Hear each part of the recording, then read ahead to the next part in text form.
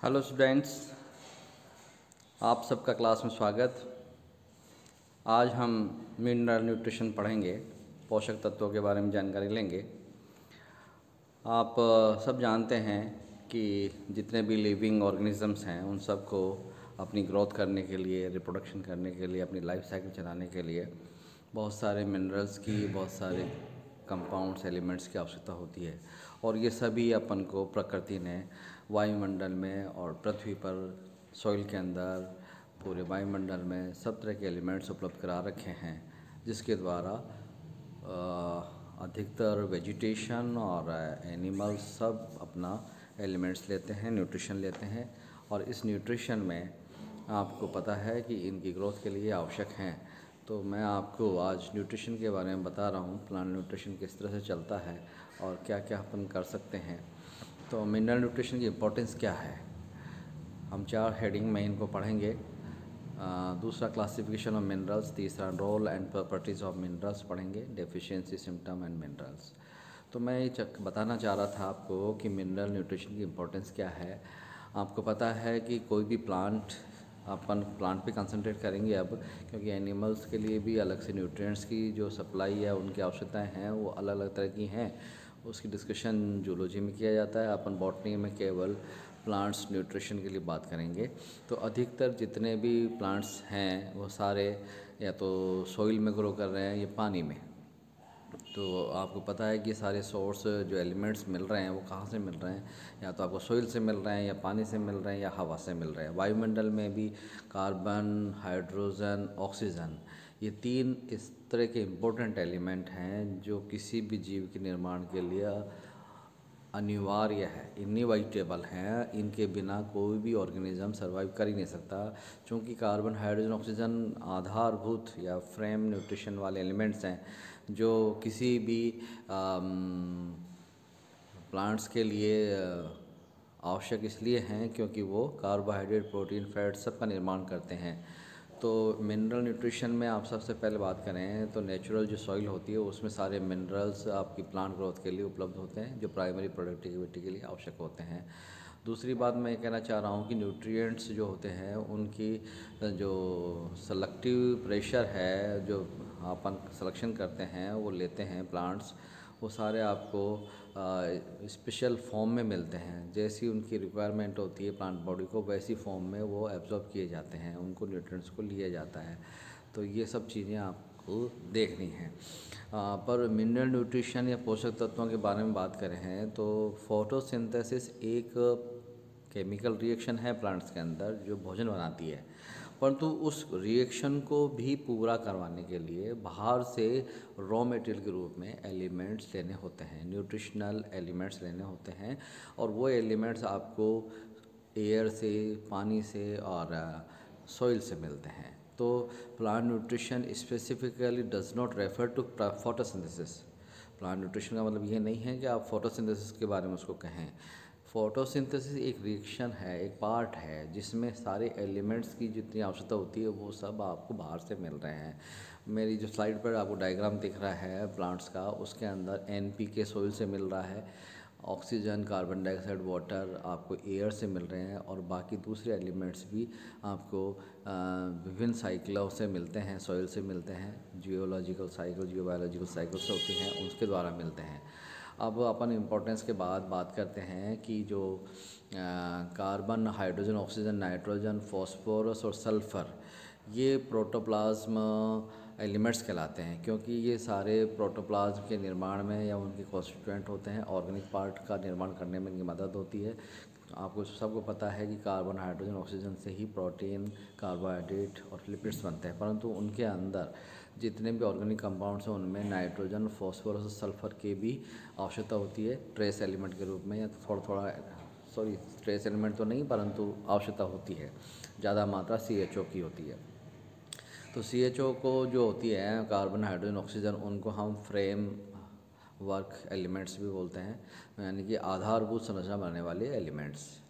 और NPK, इनको critical elements बोलते हैं, जो एलिमेंट्स आपको प्लांट्स में रिक्वायर्ड होते हैं हाई डोजेस में। तो नाइट्रोजन, फॉस्फोरस, पोटेशियम के बिना हर कोशिका का जो मेटाबॉलिक सिस्टम है वो नहीं चल पाता, इसलिए वहाँ पर इन सब की आवश्यकता होती है। साथ में निर्माण कार्य जितने भी कंपाउंड्स होते हैं उनके निर्माण में इनकी आवश्यकता होती है। तो अब प्लांट्स में एनपीके का फर्टिलाइज़र इसीलिए देते हैं क्योंकि सॉइल में एनपीके की कमी होती चली जाती है, तो बाहर से उसको सप्लीमेंट के रूप में दिया जाता है, तो जड़ों के द्वारा अवशोषित कर लिया जाता है। और बहुत कम कंसंट्रेशन में, आपको पता है इक्विसिटम और मस्टर्ड प्लांट ऐसे हैं जिनको एरिया में जहाँ वो ग्रो करते हैं वहाँ बहुत कम मात्रा में गोल्ड की प्रेजेंस दिखती है। दैट मीन्स वहाँ पर जो प्लांट्स हैं वो जैसी रिक्वायर एडेप्टेशन करते हैं, जहाँ जहाँ वो ग्रो करते हैं, जिस क्लाइमेट में रहते हैं, वैसा ही वहाँ पे एलिमेंट्स की उपलब्धता के आधार पे अपने आप को अडेप्टिव कर लेते हैं। तो कुछ इंडिकेटर्स के रूप में काम आते हैं कि जो प्लांट जहाँ ग्रो कर रहे हैं उससे पता लगता है कि वहाँ कौन से मेटल एलिमेंट होंगे। लगभग 98% ऐसे मास है पूरा बॉडी का, प्लांट का, लिविंग ऑर्गेनिज्म का, जिसमें 6 एलिमेंट्स मैक्सिमम रूप से पाए जाते हैं: carbon, hydrogen, oxygen, nitrogen, calcium and phosphorus. तो आप समझ पा रहे हैं कि इनकी इंपॉर्टेंस कितनी है। यदि ये प्लांट्स में ये एलिमेंट्स उपलब्ध नहीं हो तो निश्चित रूप से उनकी ग्रोथ प्रभावित होगी और वो अपनी ग्रोथ नहीं करेंगे, वेजिटेटिव ग्रोथ नहीं करेंगे, तो अल्टीमेटली वो फ्लावरिंग भी नहीं कर पाएंगे और आपको जो प्राइमरी प्रोडक्शन देते हैं, आपकी रिक्वायरमेंट पूरी करते हैं, वो सब नहीं हो पाएगी।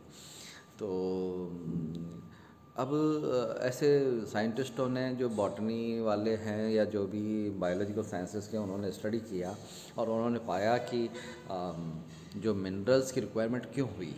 तो सबसे पहले अपन हिस्ट्री में जाएं तो 1860 में जूलियस वॉन सैक्स ने, प्रोमिनेंट जर्मनी साइंटिस्ट हैं, उन्होंने एक्सपेरिमेंट किया और उन्होंने एक्सपेरिमेंट करके और फर्स्ट टाइम उन्होंने ये तय किया कि जो सॉइल में या एयर में या पानी में एलिमेंट्स हैं, उन एलिमेंट्स की यदि हम प्लांट्स को पूर्ति करते हैं तो अच्छी ग्रोथ करता है, अदरवाइज़ उसमें से कोई भी एक एलिमेंट हटा दो तो उसकी ग्रोथ प्रभावित होती है। तो जो सॉइल में उपलब्ध हैं सारे, उनको आप उठा करके प्लांट्स को देते हो तो ग्रोथ ही नहीं कर पाता। तो उन्होंने सबसे पहले ये सब सॉल्यूशन पानी के अंदर बनाया कि जितनी भी रिक्वायर्ड एलिमेंट्स हैं इनको पानी के अंदर डाला गया और कुछ एलिमेंट्स ऐसे माइनस करके एक्सपेरिमेंट करके देखे गए, तो उसके आधार पर उन्होंने ग्रोथ तय करेगी इस एलिमेंट का कौन सा रोल है, कौन से एलिमेंट का क्या रोल है।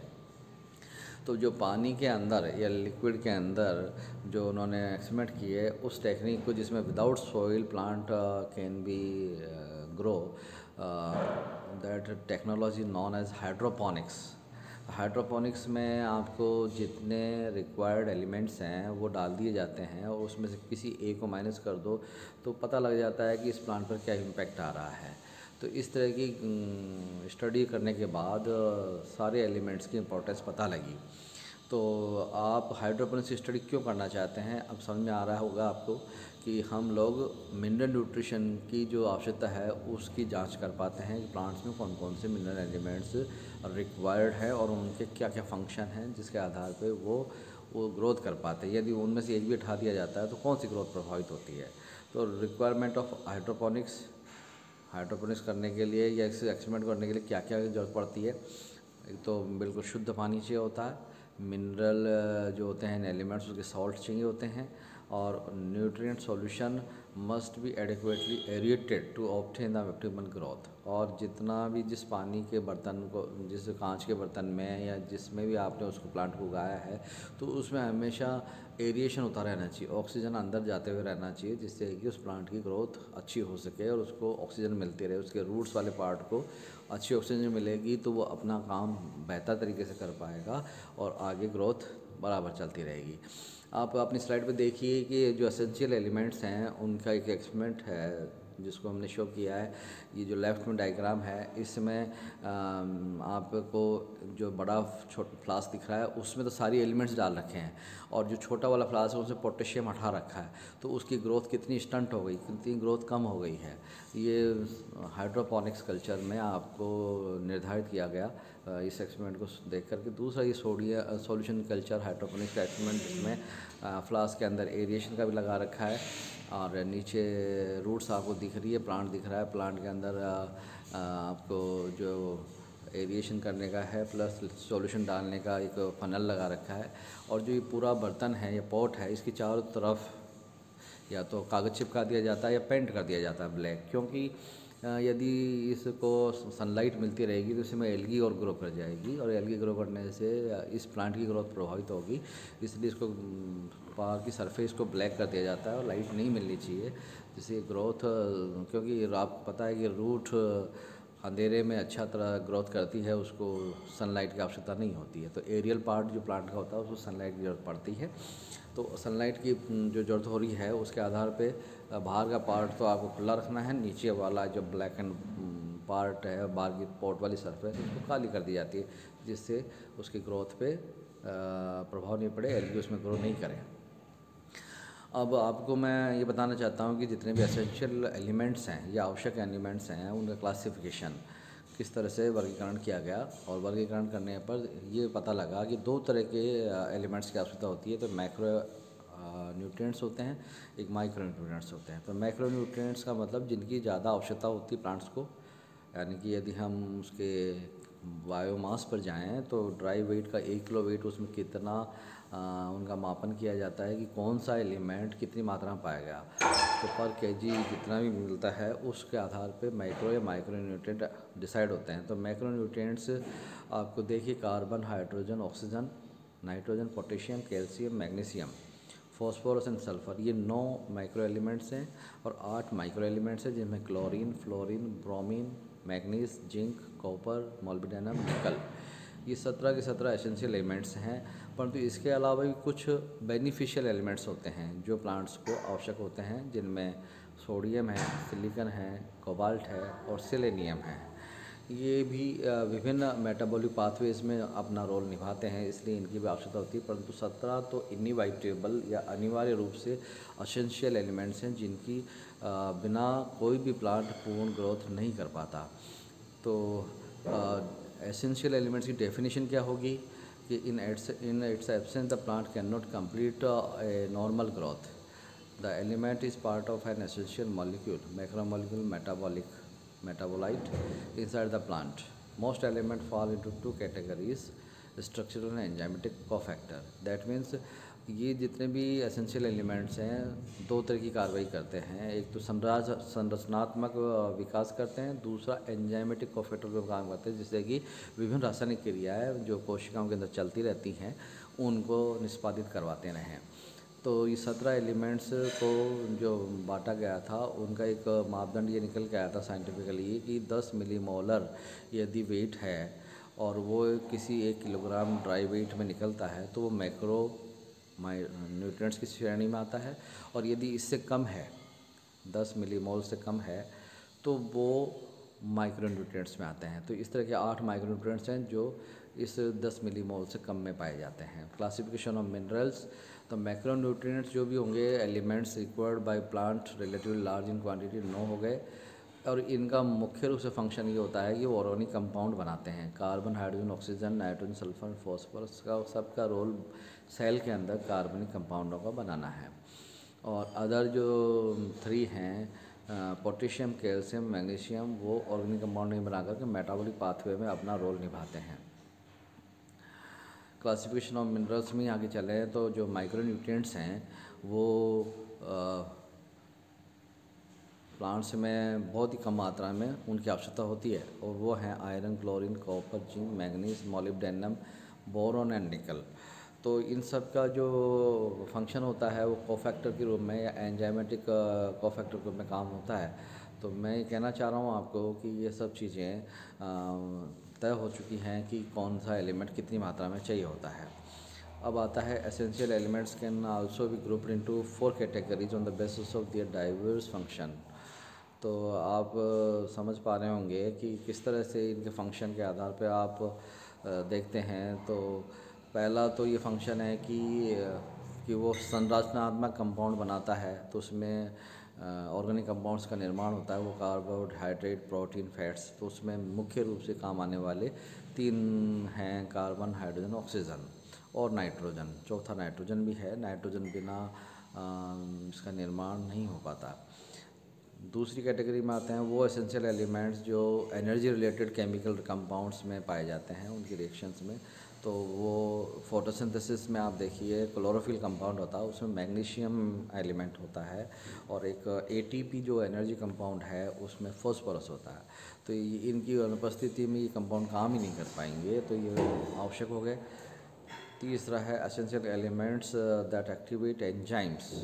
एग्जांपल मैग्नीशियम आयन है, वो एक्टिवेटर है रूबिस्को एंजाइम के लिए और पीपीएज एंजाइम के लिए। यदि इनकी उपस्थिति नहीं होगी तो ये रिएक्शन ही नहीं कर पाते, आगे नहीं बढ़ पाते।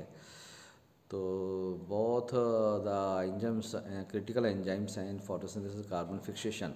और जिंक आपने सुना है, zinc Zn+2 is an activator of the alcohol dehydrogenase and molybdenum for the nitrogenase during nitrogen metabolism में। नाइट्रोजन फिक्सेशन जब होता है उस वक्त भी मोलिब्डेनम की आवश्यकता होती है। तो ये सारे एलिमेंट्स मेटाबॉलिक पाथवेज में बहुत इंपॉर्टेंट हैं, इनके बिना आगे क्रियाएं नहीं चलेंगी तो प्रोडक्ट बनेगा ही नहीं। और चौथी कैटेगरी में बांटा जाता है some essential elements can alter the osmotic potential of a cell. कोशिकाओं में जो